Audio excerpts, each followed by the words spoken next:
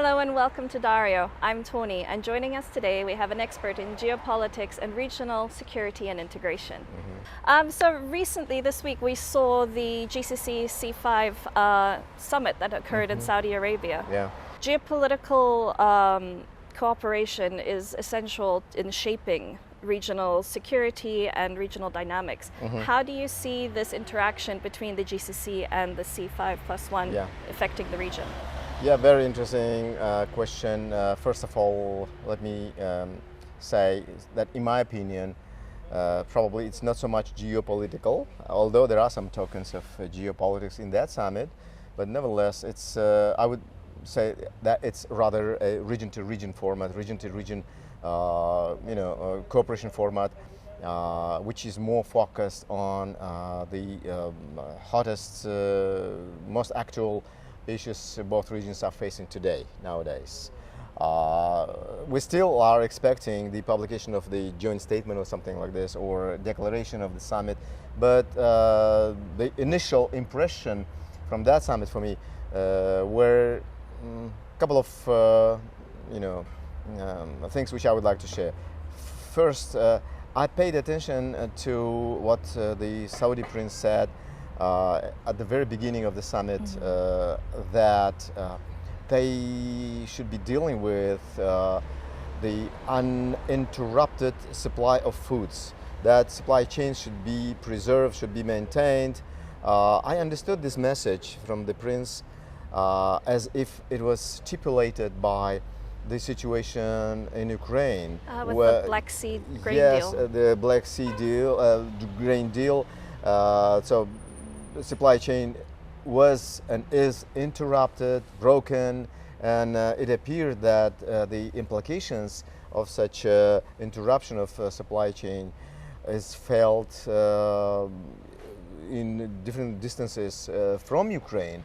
I even discovered for myself that so many countries are dependent on this grain supply from Russia and from Ukraine.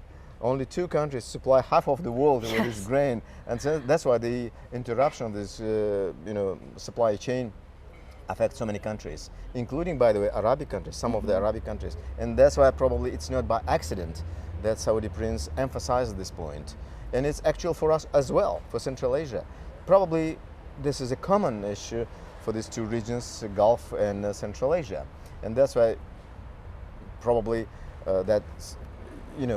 Saudi prince, pointed out to this issue as number one. It was his first statement from the very beginning. Over energy security or And second one was about energy security, which is also hottest, most actual, probably for both regions.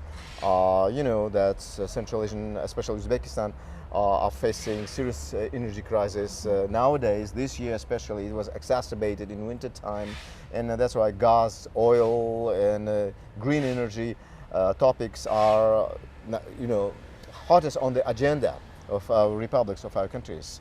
So that's why it's not surprising that Gulf and Central Asian countries, put on the agenda this issue as well. Yeah. Energy, food supply, things like that. We are still expecting other interesting announcement, let's say, and interesting declarations from the summit.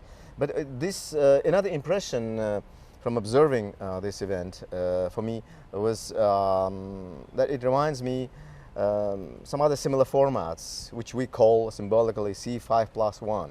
C5 means 5 Central Asian countries, and +1 is a certain global power. For instance, the United States or Russia. US has its own C5+1, Russia has its own C5+1, China, India, South Korea, Japan, all have similar formats which symbolically call C5+1.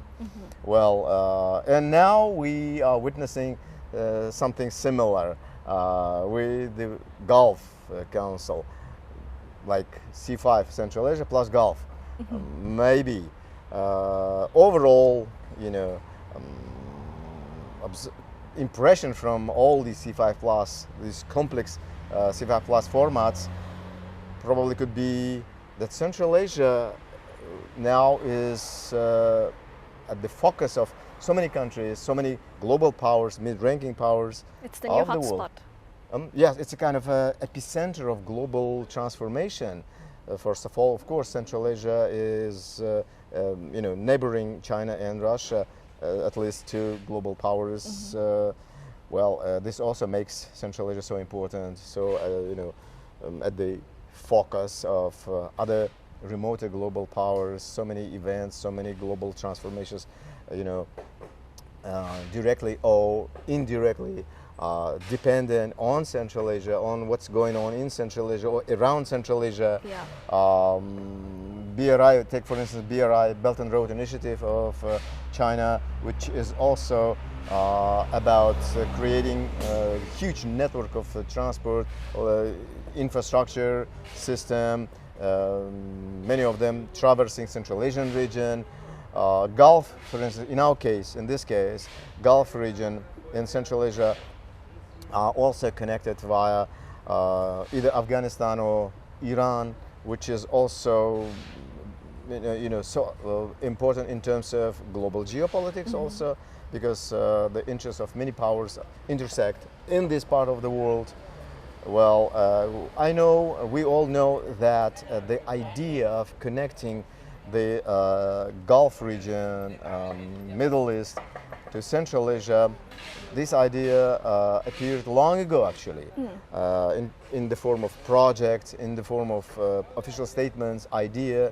Many of them have remained on paper as projects, as just the dream. But not implemented. Not implemented, not shifted to practical level.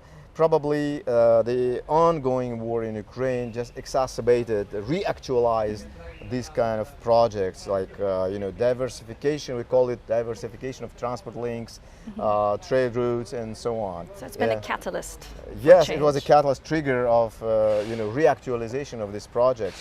In one of many transport projects was just to connect Central Asia to Middle East, to Gulf, through Iran, for instance, and this project was first articulated long ago, yet in late 1990s. But as I said, remained on paper. Now it became so actual, so hot topic, of course, in the context of war in Ukraine. And hopefully, these formats, Central Asia plus, let's say, Gulf, will be continued, will be livable and effective.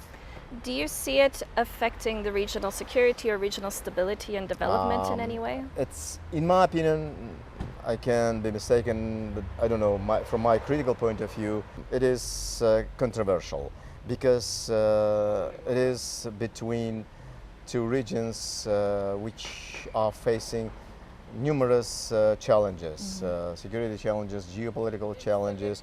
In between Gulf region and Central Asia, there is Iran, which is under sanctions, which also face a lot of problems, and tense relations with the West, with the United States in particular.